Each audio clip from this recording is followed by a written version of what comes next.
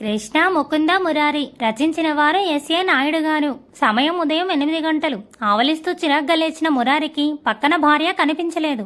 బహుశా బాత్రూంలో ఫ్రెష్ అవుతుందేమో అనుకుని కృష్ణ అంటూ గట్టిగా అరుస్తూ పిలిచాడు. అటు నుంచి ఎలాంటి స్పందన లేకపోగా షవర్ సౌండ్స్ కూడా రాలేదు.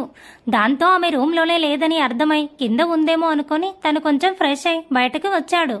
మురారి కిందికి వచ్చేసరికి హాల్లో ఎవరూ కనిపించలేదు. ఇదేంటి, కృష్ణ కింద ఉందేమో అనుకున్నాను, కానీ ఇక్కడ చూస్తేనేమో ఇంట్లో ఎవరూ లేరు. పొద్దున్నే ఎక్కడికి వెళ్లారు వీళ్ళంతా అనుకుని కిచెన్లోకి తొంగి చూసినా మురారికి స్టన్ అయిపోయాడు. ఎల్లో కలర్ శారీలో హెయిర్ లూజ్గా వదిలేసి కాఫీ పెట్టుకుంటుంది ముకుంద. ఆమె హైట్, బాడీ స్ట్రక్చర్ దాదాపు తన భార్యలాగే ఉండేసరికి తనే కృష్ణ అనుకుని అపోహపడ్డాడు మురారి. అమ్మ నా పెళ్ళామా, ఇక్కడున్నావా, చెప్తా నీ సంగతి అనుకుని ఆనందంగా అడుగులో అడుగు వేసుకుంటూ వెళ్ళి ఆమెను వెనక నుంచి అమాంతం హత్తుకున్నాడు. ఏదో ఆలోచించుకుంటూ పరధ్యానంగా ఉన్న ముకుందకి సడన్ గా ఎవరివో 2 చేతులు ఆమె నడుం చుట్టూ బలంగా చుట్టుకునేసరికి ఉలిక్కి పడింది. కంగారు పడకు బంగారం, నేనే నీ మొగుడిని అన్నాడు మురారి ఆనందంగా. మురారి వాయిస్ వినగానే గుర్తుపట్టి ఒక్కసారిగా షాక్ అయి గట్టిగా అరవబోయింది. అయితే ఎంతకంటే ఫాస్ట్గా మురారి మరో చేత్తో ఆమె నోరు గట్టిగా మూసేయడంతో ఆ అవకాశం కూడా లేకుండా పోయింది. ఉష్, గట్టిగా అరిస్తే ఎవరైనా వచ్చేస్తారు, నాకసలే సిగ్గు, కాబట్టి సైలెంట్గా ఉండు అన్నాడు మురారి మెల్లగా. అతను చెప్పింది నిజమే. ఇప్పుడు తాను అరిచి గోల చేస్తే అనవసరంగా అందరికీ తెలిసి లేనిపోని డౌట్స్ పుట్టుకొస్తాయి.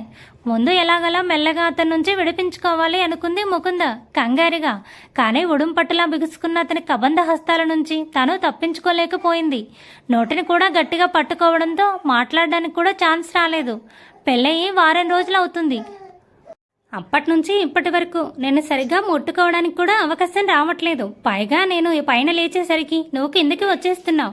ఇలా అయితే ఎలా బంగారం? మొదటి రోజే చెప్పాను కదా, నన్ను దగ్గరుండి చూసుకోవడం నీ బాధ్యతని. మర్చిపోతే ఎలా అంటూ ముకుంద భుజంపై ముద్దు పెట్టాడు మురారి. అప్పటి వరకు మురారి నుంచి విడిపించుకోవడానికి నానా అగచాట్లు పడుతున్న ముకుందకి అలా తన శరీరానికి మురారి ముద్దు స్పర్శ వెచ్చగా తగిలేసరికి ఎక్కడో మనసు మూలల్లో బలవంతంగా అణిచిపెట్టుకున్న కోరిక మళ్ళీ పడగ విప్పి ఉవ్వెత్తున లేచింది. అయితే ఎంతకంటే ఫాస్ట్గా తన బ్రెయిన్ వాస్తవాన్ని గుర్తు చేయడంతో ఇంకా ఆగలేక కోపంగా మురారిని వెనక్కి నెట్టింది. ఆమె అలా చేస్తుందని ఊహించకపోవడంతో ఆల్మోస్ట్ వెనక్కి పడబోయిన మురారి చివరి నిమిషంలో నిలదొక్కున్నాడు.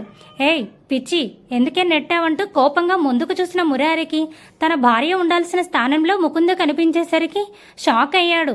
అంటే ఇప్పటి వరకు తను కృష్ణ అనుకుని ముకుందతో రొమాన్స్ చేశాడని అర్థం అవ్వగానే ఒక్కసారిగా గుండె గుబేల్మంది. అది ముకుంద. అసలు యాక్చువల్గా ఏం జరిగిందంటే నిన్ను వెనక నుంచి చూసి కృష్ణ అనుకుని హత్తుకున్నాను, సారీ అంటూ భయంగా ఇంకేదో చెప్పబోయాడు మురారి. అప్పటికే టెన్షన్తో నేరుగా అతన్ని చూడలేక వెనక్కి తిరిగి మొహం దాచుకున్న ముకుంద ఇంకా ఒక్క క్షణం కూడా అక్కడ ఉండలేక కంగారుగా తన రూమ్కి పారిపోయింది. ఛా, ఏంటి నేను ఇలా చేశాను? తను నన్ను మర్చిపోవాలి, తన లైఫ్ బాగుండాలని కోరుకున్న నేనే ఇప్పుడు మళ్ళీ తనని డిస్టర్బ్ చేశాను. అనవసరంగా కృష్ణ అనుకుని ముకుందను పట్టుకున్నాను. ఆల్రెడీ పుట్టెడు దుఃఖంలో ఉన్న తనని మళ్ళీ బాధ పెట్టాను. ఆలోచించి చూస్తే అసలు దీనంతటికి కారణం నాకు కృష్ణ కనిపించకపోవడం. మొగుడు కంటే ముఖ్యమైన పనులు ఏమున్నాయో దానికి కనిపించగానే అడగాలి అనుకున్నాడు మురారి కోపంగా. రూమ్కి వెళ్లిన ముకుంద సరాసరి బెడ్ పై పడిపోయింది. తన ఒంటిని తాకిన మురారి స్పర్శ పదే పదే గుర్తుకొస్తూ మనసును ఉక్కిరి చేస్తుంటే అదంతా అనుకోకుండా జరిగిందే తప్ప వాస్తవానికి ఆ స్పర్శ తన సొంతం కాదని మైండ్ గుర్తు చేసేసరికి ఒక్కసారిగా గుండె బరువుగా, మనసు భారంగా అయిపోయింది.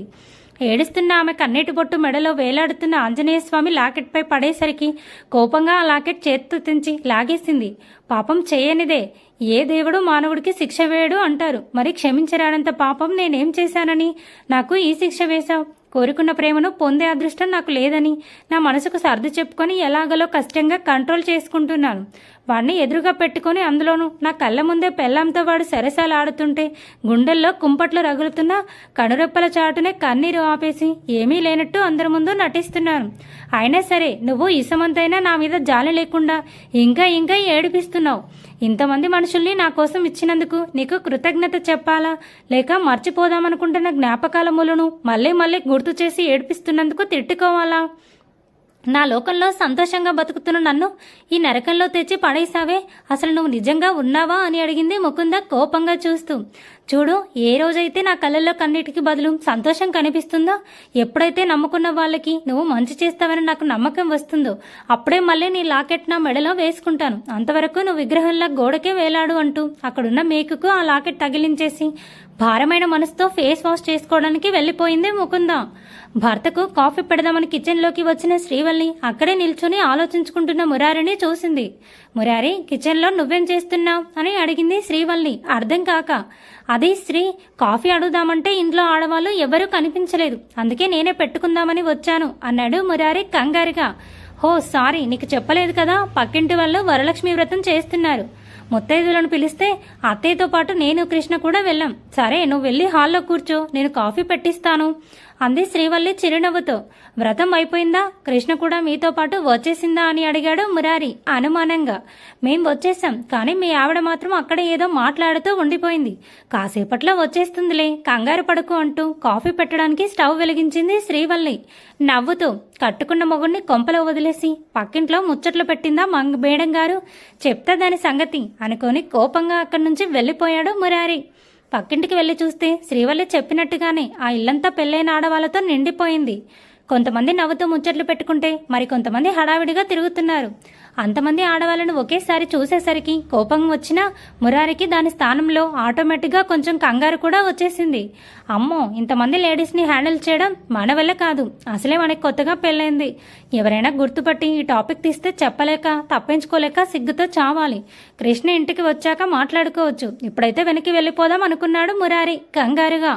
అయితే మేడపైన ఎవరో అమ్మాయితో మాట్లాడుతూ పగలబడి నవ్వుతున్న కృష్ణ కనిపించడంతో ఇంతకుముందు ముకుందతో జరిగింది గుర్తుకొచ్చి ఇంకేం ఆలోచించకుండా పైకి పరిగెత్తాడు.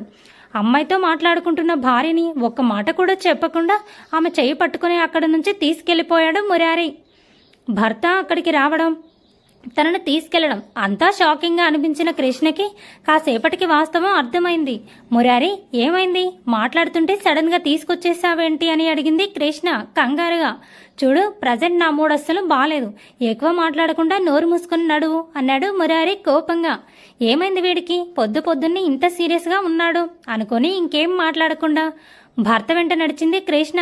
నాన్న మురారి, నీతో కాసేపు మాట్లాడాలరా అని సోఫాలో కూర్చున్న తండ్రి పిలిచినా, కాఫీ కావాలన్నావుగా తీసుకో అంటూ శ్రీవల్లి కిచెన్ నుంచి పిలిచినా ఏమాత్రం పట్టించుకోకుండా భార్యని తీసుకుని పైకి వెళ్ళిపోయాడు మురారి. అతని ప్రవర్తన మొదట కొంచెం అయోమయంగా అనిపించినా ఇన్నేళ్లుగా అతన్ని దగ్గరుండి చూసిన మనుషులుగా విషయమేంటో చూచాయిగా అందరికీ అర్థమైంది. అందువల్ల ఏం మాట్లాడకుండా ఎవరి పనిలో వాళ్ళు చూసుకున్నారు. రూమ్కి వెళ్ళగానే విసురుగా ఆమెని బెడ్పై పడేశాడు. కృష్ణ అతని కోపానికి కారణమేంటో అర్థం కాక అయోమయంగా చూసింది. నీ బిహేవియర్ నాకు అస్సలు నచ్చలేదు కృష్ణ అన్నాడు మురారి సీరియస్గా చూస్తూ. నేనేం చేశాను మురారి, అసలు ఏం జరిగింది అని అడిగింది కృష్ణ కంగారుగా లేచి. నువ్వేం చేయట్లేదు కృష్ణ, అదే నా ప్రాబ్లం. ఎంతసేపు నీ షికార్లే చూసుకుంటున్నావు, కానీ భర్తగా నా గురించి పట్టించుకోవట్లేదు. అరే, నేను లేచి ఇంతసేపు అయింది, అప్పటి వరకు కనీసం నా మొహాన కాఫీ కొట్టిన పాపాన పోలేదు. ఇప్పుడు కూడా నేను తీసుకొస్తే వచ్చావు, లేకపోతే ఇంకా అక్కడే ముచ్చట్లు పెట్టుకుంటూ ఉండిపోయేదానివి కదా అన్నాడు మురారి కోపంగా చూస్తూ. భర్త ఆకస్మిక కోపానికి అసలు కారణం ఏంటో ఆ క్షణం అర్థమైంది కృష్ణకి. సారీ మురారి, నువ్వు లేచేసరికి ఎదురుగా కనిపించాలని, నా చేత్తోనే నీకు కాఫీ ఇవ్వాలని నువ్వు ఆల్రెడీ చాలాసార్లు చెప్పావు, కానీ అత్తయ్య పిలిచేసరికి కాదనలేక ఆవిడతో వెళ్ళాను, అంతే తప్ప నిన్ను నెగ్లెక్ట్ చేయాలనే ఉద్దేశం మాత్రం నాకు లేదు అంది కృష్ణ తలదించుకొని. నువ్వు అన్ని పనులు వదిలేసి ప్రతిక్షణం నా గురించి మాత్రమే ఆలోచించు అని చెప్పట్లేదు కృష్ణ, కాకపోతే నీ లైఫ్లో నేను కూడా ఉన్నానని గుర్తించు. వీలైతే నాకంటూ ఎంతో కొంత టైం కేటాయించు, అది కూడా నీకు మనస్ఫూర్తిగా ఇష్టమైతేనే అంటూ కోపంగా బయటికి వెళ్ళిపోయాడు మురారి. చా, ఈ మాత్రం దానికి ఏదో కొంపలు మునిగిపోయినట్టు హడావిడి చేశాడేంటి? అయినా అయ్యగారికి ముక్కు మీద కోపం ఉంటుందని తెలిసి కూడా చెప్పకుండా వెళ్ళిపోవడం నా తప్పే. ఇలాంటి తప్పు మళ్ళీ జరగనివ్వకూడదు అని తనకు తానే సర్ది చెప్పుకుంది కృష్ణ. ముకుంద మరియు మురారి తమ తమ గదుల నుంచి ఒకేసారి బయటకు వచ్చేసరికి మళ్ళీ ఎదురుపడ్డారు. జరిగింది గుర్తుకొచ్చి ముకుంద తలదించుకుంటే మురారి కంగారుగా ఏదో చెప్పబోయాడు. నువ్వేం చెప్పొద్దు, ఆ పని నువ్వు కావాలని చేయలేదని నాకు తెలుసు. అయినా ఆ విషయం నేను అప్పుడే మర్చిపోయాను కూడా. నువ్వు మర్చిపో, మంచిది. ఎందుకంటే మన బంధం హాయ్ చెప్పుకొని కలిసేంత దగ్గర కాదు, అలాగని బాయ్ కూడా చెప్పుకొని విడిపోయేంత దూరం కూడా కాదు. ఒక రకంగా మన ఫ్రెండ్స్గా ఉందామనుకున్నా అది కూడా కష్టమేనేమో అంది ముకుంద బాధగా. సారీ ముకుంద, నీ ఇంట్లో నీకు నచ్చినట్టు బతికే నిన్ను పెళ్లి పేరుతో నా ఇంటికి తెచ్చి తెలియకుండానే చాలా బాధ పెడుతున్నాను. నువ్వు వద్దనుకున్నా నేను నిన్ను వదలను. లైఫ్లో నీకు ఒక స్నేహితుడి అవసరం వస్తే అక్కడ ఖచ్చితంగా ఫస్ట్ నేనే ఉంటాను. బంధంగా నీకు ప్రేమను పంచలేకపోవచ్చు, కానీ బాధ్యతగా నీ సంతోషం మాత్రం ఖచ్చితంగా నేనే తెచ్చిస్తాను అంటూ కిందకి వెళ్ళిపోయాడు మురారి. సీరియస్గా ముకుంద కూడా బాధగా అతని వెనకాలే నడిచింది. సమయం మధ్యాహ్నం 12 గంటలు. కార్ పార్క్ చేసి ఇంట్లోకి వచ్చిన మహాదేవ్కి హాల్లో కూర్చొని టీవీ చూస్తున్న మురారి కనిపించాడు. చుట్టూ చూసి ఎవరూ లేరని నిర్ధారించుకున్నాక మెల్లగా వెళ్ళి అన్నయ్య పక్కన కూర్చున్నాడు.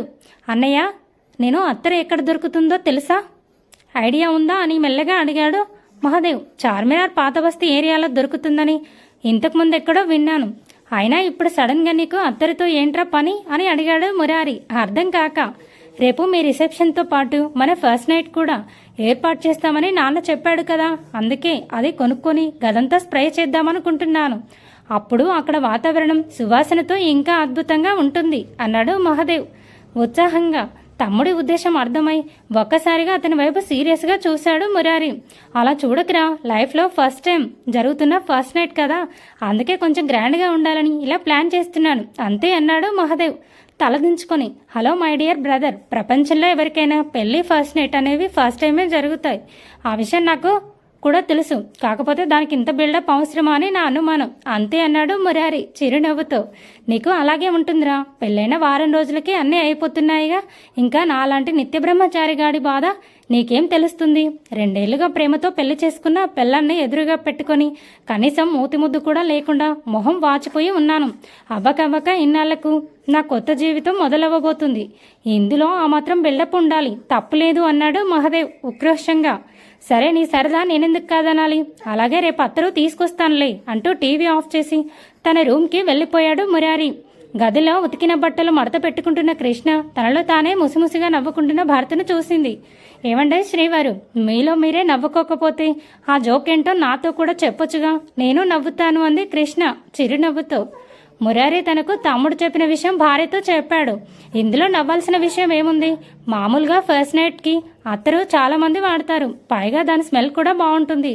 అందుకే మహాదేవ్ కూడా స్ప్రే చేయాలి అనుకున్నాడేమో అంది కృష్ణ సీరియస్గా, తన పని తాను చేసుకుంటూనే. నిజంగా అంత బాగుంటుందా బంగారం? అయితే మన ఫస్ట్ నైట్ రూమ్లో కూడా అదే స్ప్రే చేద్దాం అన్నాడు మురారి ఆశగా. మింగడానికి మెతుకులు లేవు కానీ మీసాలకు మాత్రం సంపంగి నూనె రాస్తాను అన్నాడంట. వెనకటికి నీలంటోడే ఒకడు. అసలు మనం ఫస్ట్ నైటే చేసుకోకూడదు అనుకున్నప్పుడు ఆ గదిలో అత్తరు చల్లితే ఏంటి, చల్లకపోతే ఏంటి? మీకు నిజంగా అంత నచ్చితే మనం రియల్గా ఫస్ట్ నైట్ చేసుకునేటప్పుడు తెచ్చుకుందాంలే అంది కృష్ణ చిరునవ్వుతో. అవును కదా, ముకుంద లైఫ్ సెట్ అయ్యేంత వరకు మనకు ఫస్ట్ నైట్ క్యాన్సిల్. అసలు ఆ విషయమే మర్చిపోయాను నేను. అయినా ఎన్నాళ్ళులే, ఇలాగలా ఒక మంచి అబ్బాయిని చూసి ముకుంద లైఫ్ సెట్ చేసేస్తే ఆ తర్వాత ప్రశాంతంగా మన లైఫ్ స్టార్ట్ చేయొద్దు అన్నాడు మురారి ఆనందంగా. అబ్బో, అప్పుడే చాలా పెద్ద డ్రీమ్స్ కనేస్తున్నట్టున్నావే అంది కృష్ణ నవ్వుతూ. ఈరోజు కలలు కనాలి, రేపు వాటిని కష్టపడి సాధించుకోవాలి, అదే కదా మనుషుల జీవిత గమ్యం అన్నాడు మురారి చిరునవ్వుతో. ఈరోజు అంతా మనం అనుకున్నట్టుగా ఉందని రేపు కూడా అలాగే ఉంటుందని ఊహించుకుంటే అది తప్పు. రేపేం జరుగుతుందో ఆ క్షణం వచ్చే వరకు మనకు తెలియదు అంది కృష్ణ భర్త పక్కన కూర్చొని. ఏం కాదు, అంతా నేను అనుకున్నట్టే జరుగుతుంది, చూస్తూ ఉండు అన్నాడు మురారి చిరునవ్వుతో. చూద్దాంలే అంటూ భర్త భుజంపై తల వాల్చేసింది కృష్ణ.